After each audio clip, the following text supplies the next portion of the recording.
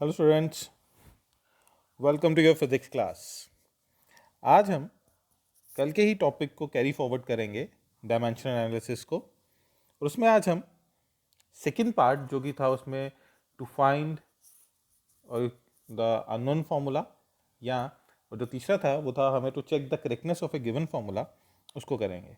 और आज हम जानेंगे what is principle of homogeneity physics में इन डायमेंशंस। तो आज का जो हमारा टॉपिक है जिसको हम कैरी फॉरवर्ड करेंगे वो है हमारा to check the correctness of a given formula. But before starting this, सबको स्टार्ट करने से पहले हम समझेंगे what is principle of homogeneity. What is your principle of homogeneity? According to this principle, the dimensions of fundamental quantities of both sides of a physical relation must be same. कहने का मतलब यह है कि जो फिजिकल क्वांटिटी आप left side लेंगे और वही फिजिकल क्वांटिटी आपको राइट साइड पर अगर मिलती है, ये हमें उसकी जो डायमेंशंस है वो बराबर होनी चाहिए। ये हमें प्रिंसिपल ऑफ होमोजेनिटी के बताता है। और प्रिंसिपल होमोजेनिटी जो है, it's an very important thing जो हमें हेल्प करेगा to find out the correctness of a given formula और to check the accuracy of a given formula. अभी तक हमने बहुत सारे फार्मूलाज पढ़े हैं, जैसे इक्वेशंस ऑफ मोशन पढ़ी हैं। अभी हम इन सब चीज़ों को समझेंगे कैसे डिराइव करते हैं, लेकिन सबसे पहले हमारा जो फोकस है वो प्रिंसिपल ऑफ होमोजेनिटी के बारे में होना चाहिए कि प्रिंसिपल ऑफ होमोजेनिटी क्या होता है। तो according to this principle, the dimension of fundamental quantities of both the sides of a physical relation must be same. For example, let us have a physical relation in terms of fundamental quantities. आपको मालूम है fundamental quantities क्या होती है? Mass, length and time. उसके अलावा electric current है, quantity of matter है, ल्यूमिनस इंटेंसिटी है, टेम्परेचर है। तो वो सब चीज़ें भी हैं, लेकिन मैंने आपको पिछले लेक्चर में ही बताया था कि हम जो कोई भी फिजिकल क्वांटिटी बनाएंगे, जितनी भी फिजिकल क्वांटिटी बनाएंगे, वो हमारी ज़्यादा से ज़्यादा इन टर्म्स ऑफ मास, लेंथ और टाइम में होती हैं। तो मैंने यहाँ पर एक फिजिकल क्वांटिटी को लिखा है मास, लेंथ और टाइम, और उसकी जो डायमेंशंस हैं वो ए, बी और सी ली है। और मैंने लिखा है कि दूसरी फिजिकल क्वांटिटी आपकी तभी बराबर होगी जब उसकी डायमेंशन जो है अपने एक्स वाई जेड जो है वो अगर इसके बराबर हो, ए एक्स के बराबर हो, बी वाई के बराबर हो और सी जो है आपका जेड के बराबर हो। तो वो कौन सी फिजिकल क्वांटिटीज हो सकती हैं कि जिसमें हमारी दोनों डायमेंशंस बराबर हैं, या वो कौन सा एक रिलेशनशिप हो सकता है जिससे हम देख सकते हैं कि वो रिलेशनशिप करेक्ट है या नहीं है। तो सबसे पहले तो प्रिंसिपल ऑफ होमोजेनिटी को हमने फॉलो करना है कि कोई भी दो फिजिकल क्वांटिटीज अगर उनकी डायमेंशंस बराबर हैं तो वो जो है दोनों they are correct, they are equal to each other. ठीक है जी। लेकिन हमने एक चीज़ में और कंफ्यूज नहीं होना है। वो क्या कंफ्यूज नहीं होना है कि हो सकता है कोई भी एक फिजिकल क्वांटिटी, जो कोई भी आप एक रिलेशनशिप लें, वो डायमेंशनली करेक्ट हो, लेकिन हो सकता है वो फिजिकली ठीक ना हो। तो वो हम ये सब कुछ चीज़ें आगे चल के पढ़ेंगे, लेकिन अभी जो हमारा फोकस है वो हमारा फोकस होना चाहिए प्रिंसिपल ऑफ होमोजेनिटी पे, और हम कैसे चेक कर सकते हैं कि correctness of a given formula किस तरह से की जाती है। ठीक है जी। तो आई होप आपको प्रिंसिपल ऑफ होमोजेनिटी क्लियर हुआ होगा। अगर नहीं हुआ है, थोड़ा सा भी कोई परेशानी है, तो हम इसको धीरे धीरे स्टेप बाय स्टेप आगे जाके इसको क्लियर करेंगे। तो आपने एक चीज़ याद रखनी है कि प्रिंसिपल ऑफ होमोजेनिटी हमें बताता है to check the accuracy of a given formula, to check the correctness of a given formula. ये याद रखो कि लेफ्ट साइड का कोई भी अगर आप एक क्वांटिटी बनाते हैं फिजिकल क्वांटिटी, और राइट साइड की फिजिकल क्वांटिटी बनाते हैं, अगर उन दोनों की डायमेंशंस बराबर हैं तो वो जो है वो डायमेंशनली करेक्ट है। ठीक है। जैसे मैं यहाँ ले लेता हूँ, लेफ्ट साइड पे मैंने ले ली आपके सपोज इनिशियल वेलोसिटी। ठीक है। और राइट साइड पे इक्वल टू कर दिया मैंने फाइनल वेलोसिटी। तो इसकी डायमेंशन क्या है? m0 l1 t minus one is equal to m0 l1 t minus one.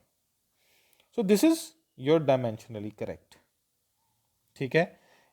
a यहाँ पे 1, x यहाँ, सॉरी, a यहाँ पे 0, x यहाँ पे 0, b यहाँ पे 1, y यहाँ पे 1, c यहाँ पे -1, z यहाँ पे -1। तो ये कुछ चीज़ें हैं जो हमें बताती हैं कि how principal of homogeneity prevails, how it goes. लेकिन जो आगे मैं अब आप लोगों को चीज़ बताऊंगा, जो मैं अब आगे आपको एक चीज़ समझाऊंगा, इट्स वेरी इंपॉर्टेंट है। और ये एक नई चीज़ है आपके समझने के लिए। कि नई चीज़ क्या है वो समझने के लिए हम चलते हैं तो सबसे पहले हम एक इम्पॉर्टेंट नोट लिखेंगे, देखेंगे दो चीज़ें हमने देखनी है। जो सबसे पहली चीज़ हमने इसमें देखनी है, only like quantities can be added और सब्ट्रैक्टेड फ्रॉम ईच अदर। ठीक है जी, ओनली लाइक जैसे अभी हम बात करते हैं कि कौन सी वो क्वांटिटीज़ होंगी। आई होप मैं आपको ये क्लियर कर पाऊँ। ठीक है, अगर आप लेंथ के अंदर लेंथ ऐड करेंगे फिजिकल क्वांटिटीज़, तो आप मोस्टली क्या लिखते हैं, ट्वाइस ऑफ एल। बट यहां पर आपने इसको खाली लेंथ लेना है, not twice of L, only L, physical quantity. ठीक है, जैसे कि आप नंबर में ऐड करते हैं 2 meter plus 3 meter is equal to 5 meter. तो what you did, meter meter क्या मिला आपको, मीटर। तो डायमेंशंस ऐसे ऐड अप होती हैं आपकी, उसमें तो नंबर ऐड हो रहा है लेकिन ट्वाइस ऑफ एल नहीं। यहाँ पर ये चीज़ याद रखनी है आपने कि ये ऐसे ही रखना है कि लेंथ प्लस लेंथ ऐड होगा। ठीक है, अब अगर लेंथ माइनस लेंथ लिखेंगे तो ज़ीरो होना चाहिए, नहीं, यहाँ पर ज़ीरो नहीं आएगा कि लेंथ में से लेंथ ही माइनस होगी आपके, और कुछ माइनस नहीं हो सकता मास में से। जैसे कि 3 metre minus 2 metre is equal to 1 metre, तो क्या आया, लेंथ ही आई ना आपके पास, ऐसा तो नहीं ना किलोग्राम आ गया। तो जब कभी भी आप ऐसी चीज़ें लेके चलें, खासकर डायमेंशंस के केस में, ठीक है, I am not talking about numbers, I am not talking about units, अभी हम बात करें डायमेंशंस की। तो ये मैंने एक फिजिकल क्वांटिटी लिखी है। सिमिलरली अगर मैं टाइम प्लस टाइम करूंगा तो मुझे टाइम ही मिलेगा। ठीक है, मल्टीप्लिकेशन में चीज़ें बदलती हैं लेकिन हम ऐड और सब्ट्रैक्शन की बात कर रहे हैं अभी। ठीक है, magnitude whatever is the case, ठीक है, value of that thing is irrelevant to us right now. अभी हमें सिर्फ पता होना चाहिए कि हम लेंथ के साथ लेंथ को ऐड कर सकते हैं और टाइम को टाइम के साथ। Length plus time add up नहीं हो सकता, लेंथ इनटू टाइम हो सकता है, मल्टीप्लिकेशन हो सकती है, लेकिन अभी हम एडिशन और सब्ट्रैक्शन की बात कर रहे हैं। ठीक है जी, दूसरी चीज़ जो सबसे इंपॉर्टेंट चीज़ है जो मैंने यहाँ लिखी है, a dimensionally correct relation may not be numerically correct. ठीक है, a dimensionally correct relation may not be numerically correct. ये मैं यहाँ पे लिख देता हूँ, इसको हम करेंगे आगे। ठीक है, इसको हम समझेंगे आगे, लेकिन हम सबसे पहले डायमेंशन निकालने की कोशिश करेंगे कि डायमेंशन निकलती कैसे हैं, बनती कैसे हैं, और एक्यूरेसी ऑफ फॉर्मूला कैसे चेक की जाती है। देखो हमारे पास ये एक फॉर्मूला है, S is equal to U T plus half of A T square, it is correct. ठीक है, ये डायमेंशनली भी करेक्ट है और फिजिकली भी करेक्ट है। S is equal to ut plus at square. It is dimensionally correct, but physically incorrect.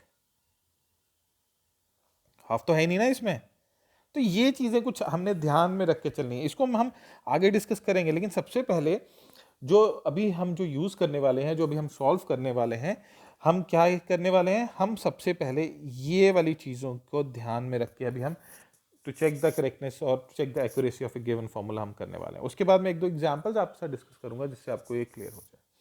सबसे पहली चीज़, प्रिंसिपल ऑफ होमोजेनिटी क्लियर होना चाहिए कि जो फंडामेंटल क्वांटिटी आपके पास लेफ्ट साइड पे है और राइट साइड पे है, इक्वेशन है, कुछ भी है, अगर उनकी डायमेंशंस बराबर हैं, दे आर करेक्ट। ठीक है जी, the physical the dimensions of a fundamental quantities of both the sides of a physical relation must be same.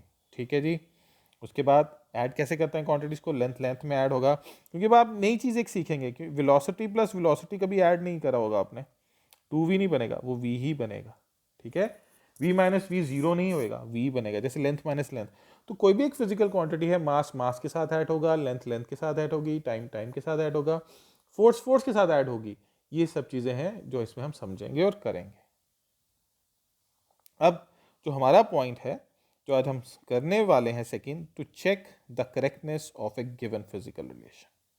तो मैंने एक एग्जांपल ले लिया, इसको हम स्टेप बाय स्टेप चलेंगे। ठीक है, स्टेप बाय स्टेप चलना है आपको और देखना है कि वो कैसा है। ठीक है, पहला स्टेप, एग्जांपल मैंने ले लिया यहाँ पे v is equal to U plus A T, ये पढ़ा हुआ है हम लोगों ने, एक न्यूटन इक्वेशन है।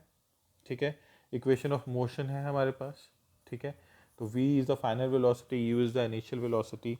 तो यहाँ पर मैंने लिखा है आपके लिए, यहाँ पर मैंने बनाया हुआ है already.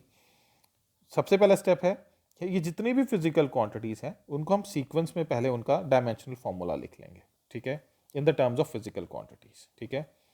u and v velocity हैं। तो मैंने आपको जब डायमेंशंस पढ़ाए थे तो मैंने आपको ये कहा था कि कोई भी एनर्जी लोगे उसका यूनिट, उसके डायमेंशन बराबर रहने वाला है, कोई भी चेंजेस नहीं आएंगे। उसका यूनिट भी अगर सेम है तो डायमेंशन बराबर रहने वाला है। तो ऑब्वियस है यूनिट इनिशियल वेलोसिटी और फाइनल वेलोसिटी, तो इनिशियल और फाइनल का ही फर्क है तो वेलोसिटी ही, तो उसका डायमेंशन जो है वो बराबर रहेगा m0 l1 t-1, ठीक है। ये इसका यूनिट है हमारे पास, तो ये हमने इसका ये डायमेंशन बनाया इस जगह पे। ए इज द एक्सेलरेशन, एक्सेलरेशन का डायमेंशन। बच्चे ये मैं इसलिए अब सीधा लिख रहा हूँ क्योंकि मैं ये देख रहा हूँ कि आपने ये सब चीज़ें समझी हैं और ये आप अपने अपनी कॉपी पे लिख रहे हैं और आप ये कर रहे हैं इसको, ठीक है। और टी जो है यहाँ पे टाइम है, तो मास और लेंथ तो आएगा नहीं, तो उसकी डायमेंशन जीरो रहेगी, टाइम ले लिया मैंने यहाँ पे। तो जब कभी भी आपको क्वेश्चन आया to check the correctness of a given formula, आपको क्या करना है, what you have to do, आपने सबसे पहले जो भी फिजिकल क्वांटिटी है उसकी डायमेंशंस लिख लेनी है सीक्वेंस में, वेलोसिटी की भी, एक्सेलरेशन की भी, टाइम की भी, उसके देख लेना है वो क्या है, ठीक है। लिख लिया, पहला स्टेप क्लियर है पूरी तरह से। सेकेंड स्टेप में क्या है, हम लेंगे यहाँ पे v is equal to U T plus A T, पूरा फॉर्मूला लिख लिया और वही डायमेंशंस हम उसमें लिखते जाएंगे। वेलोसिटी की ये आ गई, इनिशियल वेलोसिटी की आ गई, एक्सेलरेशन की आ गई, टाइम की आ गई, ठीक है जी, क्लियर हो गया। अब लेफ्ट हैंड साइड पे m0 l1 t-1 है वेलोसिटी, और ये वाली जो टर्म है हमारी, ये जो दो टर्म्स है हमारे पास यहाँ पर, इन दोनों को हम मल्टीप्लाई करेंगे और सॉल्व करेंगे, ठीक है। Basis are same, powers are added, simple formula लगेगा आपका इसमें, m0 l1 t-1, m0 l1 t-1। तो अगर आप अब यहाँ पर देखें, ये है वेलोसिटी, ठीक है, और ये भी है वेलोसिटी और ये भी है वेलोसिटी, ठीक है। तो v प्लस वी क्या देगा आपको, उसने तो v ही देना है आपको, 2v नहीं लिखना है मेरे को, v ही लिखना है। यही चीज मैं आपको पीछे समझा रहा था, length plus length is length, number irrespective of number, अभी हम नंबर की बात ही नहीं कर रहे हैं, इरिस्पेक्टिव ऑफ द नंबर हम नंबर की बात ही नहीं कर रहे हैं, अभी हम बात कर रहे हैं velocity plus velocity will give me velocity, ठीक है। तो v आ गया, तो v is equal to v आ गया, ठीक है।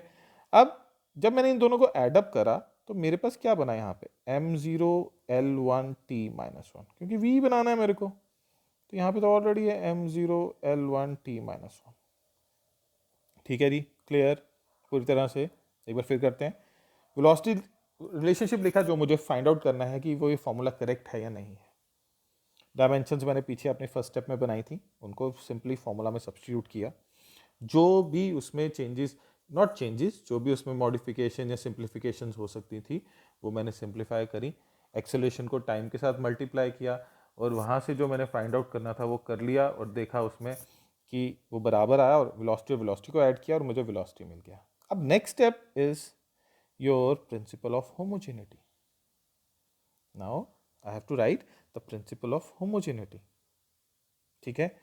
अब ये आया m0 l1 t-1, m0 l1 t-1, ठीक है। Let it be your a, let it be your p and let it be your c, just first step था, let it be your x, let it be your y and let it be your z। here a is equal to x, b equal to y and c equal to z, यही कहता हमें principal of homogeneity. अगर ये सब चीजें जो दोनों left और राइट साइड की अगर आपकी डायमेंशंस बराबर हैं तो दैट मीन्स कि this formula is dimensionally correct. When this formula is dimensionally correct, तो सिंपल पता चल गया that the formula is correct, the relationship is correct, that v is equal to u plus A T is dimensionally correct, ठीक है, clear है। अब यहां नीचे मैंने यहां लिखा है, if dimensions of a fundamental quantities MLT of both sides are same, then the given formula is dimensionally correct, ठीक है। तो देख लीजिए a is equal to x, b is equal to y, तो डायमेंशन मास लेंथ और time की बराबर हैं, बाकी 7 फंडामेंटल क्वांटिटीज की कोई भी बराबर हो, जो भी आप फॉर्मूला बना रहे हैं, जो भी आप लिख रहे हैं, अगर वो सब बराबर हैं तो आपकी ये जो चीज़ है, ये प्रिंसिपल ऑफ होमोजेनिटी अप्लाई होता है और ये डायमेंशनली करेक्ट है। तो हमने यहाँ से क्या देखा, हमें ये रिलेशनशिप तो पता था that v is equal to U plus A T is a relationship, ठीक है, but this is applicable for my dimension also, it is applicable for my formula के साथ साथ ये फिजिकली के साथ साथ ये डायमेंशनली भी करेक्ट है, कि डायमेंशंस की हेल्प से हम इसको फाइंड आउट कर सकते हैं कि whether the relationship is correct और नॉट। ठीक है जी। अब next is if the dimensions of a fundamental quantities of both sides of the formula, it's sides of the formula are not same, then the formula is not dimensionally correct. For example, अभी मेरे पास क्या आया था m0 l1 t minus 1 और ये दूसरी side होता m0 l1 t minus 2। तो इसमें a is equal to X के बराबर तो है, b is equal to Y के बराबर तो है, but c is not equal to z। ठीक है, when c is not equal to z, that means it is incorrect dimensionally। ठीक है जी। तो अभी हमने अपने माइंड में क्या रखना है, माइंड में हमने अभी अपने ये रखना है कि कोई भी फॉर्मूला जो है वो डायमेंशनली करेक्ट तभी है जब लेफ्ट हैंड साइड की डायमेंशन राइट हैंड साइड की डायमेंशन के बराबर है। कोई भी एक रिलेशनशिप ले रहे हैं वो बराबर है तो हमारी जो है डायमेंशन वो करेक्ट है और हम वहाँ से उसको फाइंड आउट कर सकते हैं। ठीक है, तो पीछे हमने निकाला दैट इज डायमेंशनली करेक्ट क्योंकि a is equal to X था, b is equal to Y था and c equal to Z के बराबर था। ठीक है जी, क्लियर है। और यहाँ पे मैंने अलग कर दिया तो ये बराबर नहीं है। अब कुछ चीज़ें मैंने आपको ये बोली कि कुछ चीज़ें हो सकती हैं डायमेंशनली करेक्ट हो बट हो सकता है फिजिकली करेक्ट ना हो, वो भी हम आगे करेंगे, लेकिन उससे पहले हम एक एग्जाम्पल समझेंगे। ये एग्जाम्पल ली है s is equal to U T plus half of A T square. ठीक है, I have to check whether this formula is correct dimensionally और नॉट, मुझे ये चेक करना है। तो स्टेप बाय स्टेप चलूंगा। तो पहला स्टेप 1 क्या है हमारे पास, स्टेप 1 क्या है कि आपने सबसे पहले इन सब की डायमेंशंस लिखनी है। तो s इज ए डिस्टेंस, तो क्या हो जाएगा m0 l1 t0। ठीक है जी, ठीक है, कोई फर्क नहीं। u is my velocity m0 l1 t minus 1। ठीक है जी, कोई परेशानी नहीं। a is the acceleration m0 l1 t minus 2 हो गया। And t is the time m0 l0 t1। Clear, हमने s की डायमेंशन भी लिख ली, डिस्टेंस होता है, इनिशियल वेलोसिटी की भी लिख ली, टाइम की भी लिख ली और एक्सेलरेशन की भी लिख ली। ठीक है, स्टेप बाय स्टेप पहला स्टेप यही है। अब सेकंड स्टेप क्या है, इसमें हम ये फॉर्मूला में सब्स्टिट्यूट करेंगे। मैं दोबारा से फॉर्मूला लिखूंगा ताकि आप लोगों को किसी भी चीज़ की कंफ्यूजन ना रहे किसी चीज़ को लेके।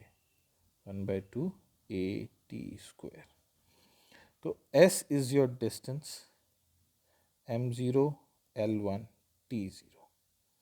ठीक है, u is the velocity m0 l1 t minus 1। ठीक है जी, मल्टीप्लाइड बाय टाइम है m0 l0 t1। ठीक है जी, कोई परेशानी यहाँ तक, कोई परेशानी नहीं है। ये हमारे पास s आ गया, ये हमारे पास u आ गया, ये हमारे पास t आ गया। ठीक है, प्लस 1/2 ऐसे ही रहेगा, एक्सेलरेशन लिखना है m0 l1 t minus 2 और मल्टीप्लाई करेंगे, टाइम है t स्क्वायर है तो इसकी डायमेंशन कितनी है 2, m0 l1 t2। ठीक है जी, तो यहाँ पर हमने एक्सेलरेशन की लिख दी और यहाँ पर हमने टी स्क्वायर की लिख दी। 1/2 कांस्टेंट है, उसकी कोई ज़रूरत नहीं हमें। ठीक है, ठीक है जी। अब हम लेफ्ट हैंड साइड का लिखा है तो इसको हम लेफ्ट हैंड साइड को ऐसे ही रहने देते हैं, अभी इसको हम ऐसे ही लिख देते हैं m0 l1 t0। Right hand solve करते हैं, basis are same, powers are added. m0 l1 t0. Bases are same, powers are added. -1 + 1 is 0, plus 1 by 2 m0 l1 t0. Bases are same, powers are added. -2 + 2 0. अब आप देखो, this is s, this is s, length बन गई ना आपके पास 1/2 s. इस 1/2 छोड़ दे, 3/2 नहीं बनाना है. डिस्टेंस में ऐड हो रहा है, डिस्टेंस में ऐड हो रहा है. तो क्या है, l is equal to l plus l ही बनना है, तो हमें क्या देगा, l ही देगा. ठीक है, डिस्टेंस में ऐड हो रहा है. ठीक है, अभी हमने क्या लिखा, अभी हमने यहाँ पे वो बनाना है. क्या बना हुआ हमारे पास, m0 लेफ्ट हैंड साइड बनी m1 lj1 t0, और राइट हैंड साइड क्या बनी m0 l1 t0. Principal of homogeneity apply करें. जब हम प्रिंसिपल ऑफ होमोजेनिटी अप्लाई करते हैं तो हम देखते हैं a is equal to X के बराबर है, b is equal to Y के बराबर है, और c इक्वल टू z के बराबर है. This is a, this is b, this is c, this is x, this is y, and this is z. So this is how we can say that this formula s is equal to ut plus half of at square is dimensionally correct. ठीक है, this is how we can check the correctness of a given formula. हम formula की correctness को checkup कर सकते हैं कि formula कैसे बनता है. अगर मैं आप लोगों को एक इक्वेशन दूं फाइंड आउट करने के लिए, V square minus U square is equal to twice of A S, कर सकेंगे आप इसको? मैं आपको हिंट देता हूं, आप ट्राई कीजिएगा खुद ब खुद. क्या इक्वेशन है, V square minus U square is equal to twice of A S. ठीक है, ठीक है जी. तो ऐसा करते हैं, मैं इसको डिवाइड कर रहा हूँ यहाँ पे. ठीक है, मैं लिख रहा हूँ ताकि आपको कोई परेशानी ना रहे. ठीक है, सबसे पहला स्टेप 1 क्या है, डायमेंशंस लिखना. v की क्या है, m0 l1 t-1. यही u की भी रहेंगी बिकॉज वेलोसिटी है, कोई फर्क नहीं पड़ने वाला. एक्सेलरेशन क्या होता है, m0 l1 t-2. s is the distance, तो क्या हो जाएगा m0 l1 t0. ठीक है, करेंगे ट्राई. मैं आपके लिए v स्क्वायर की भी बना देता हूँ. ठीक है, m0 l2 t-2 रहेगा. और वी स्क्वायर और यू स्क्वायर की मैंने दोनों की बना दिया आपके लिए, बना दी ना आपके लिए दोनों डायमेंशन मैंने. तो वी स्क्वायर और यू स्क्वायर की दोनों की डायमेंशंस बना दी आपके लिए मैंने. तो ये कर सकते हैं आप. और जब हम इसमें सॉल्व करेंगे तो जब आप करेंगे m0 l2 t-2 minus m0 l2 t-2 is equal to twice m0 l1 t-2 m0 l1 t0. आगे आपके लिए छोड़ा है, आप ट्राई कीजिएगा. तो ये बराबर ही आएंगी. Velocity minus velocity will give you velocity. ठीक है जी, ठीक है. जब आप इसको करेंगे ये भी आएगा. I am living it for you, आप ट्राई कीजिएगा. 90% मैंने कर दिया आपके लिए. ठीक है, अब मैंने आपको बताया कि कुछ चीज़ें डायमेंशनली करेक्ट होती हैं बट फिजिकली हो सकता है करेक्ट ना हो. जैसे मैंने एग्जांपल ली थी आपके साथ, s is equal to U T plus half of A T square. ठीक है, अब अगर हम इसको ऐसे लिखें s is equal to U T plus A T square, तो ये तो बन गया m0 l1 t0, और ये भी बना m0 l1 t0. सेम है, सिर्फ 1/2 छोड़ दिया बच्चे मैंने, plus m0 l1 t0, but 1/2 नहीं है इसमें, no 1/2. So this equation is physically incorrect but dimensionally is correct. Got my point, but dimensionally is correct. तो जरूरी नहीं है कि फिजिकल क्वांटिटी जो डायमेंशनली करेक्ट है वो फिजिकली भी करेक्ट हो, वो फॉर्मूला भी करेक्ट हो. ठीक है, क्लियर हुई बात, क्लियर हुई बात. तो डायमेंशन सिर्फ हम चेक करते हैं टू एक्यूरेसी, और कुछ चीज़ें उसमें पेंडिंग रहती है. वो क्या रहती हैं कि हम उसमें बता नहीं पाते कि वो सिर्फ है चेक द एक्यूरेसी. और इसका एक शॉर्ट कमिंग है कि हमें फिजिकली और डायमेंशनली करेक्ट है ये बताना है। जैसे कि हमारे पास दो टर्म्स हैं, एनर्जी एंड टॉक। ये आपके लिए नई टर्म है, इसके भी डिस्कस करेंगे, इसका आप देखेंगे। इन दोनों की डायमेंशंस जो होती हैं they are same but they are physically different because it is in your linear motion and it is in your circular motion। ठीक है, ये रोटेशनल इफेक्ट प्रोड्यूस करता है और ये हमारे एक जगह से दूसरी जगह लेके जाता है। डायमेंशन सेम है दोनों की, दोनों एनर्जी दोनों जूल रिप्रेजेंट करेंगे but they are physically different. ठीक है जी, तो यहां से कुछ क्या इन्फ्रेंसेस निकाले हमने कि डायमेंशनली करेक्ट जो है